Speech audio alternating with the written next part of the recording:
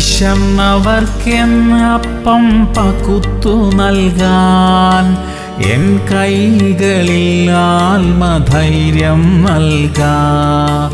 അന്യായ ബന്ധനങ്ങൾ അഴിക്കാൻ എൻ കൈകളിൽ അഭിഷേകം നിറയ്ക്കാൻ.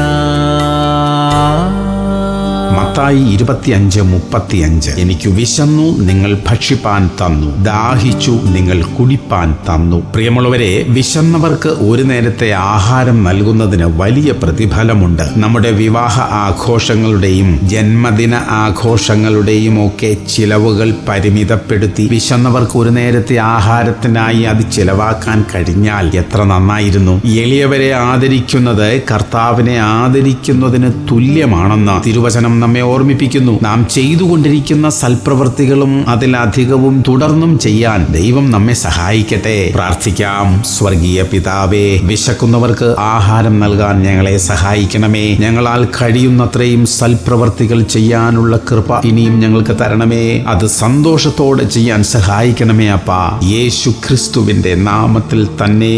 ആമേൻ, ആമേൻ, ആമേൻ.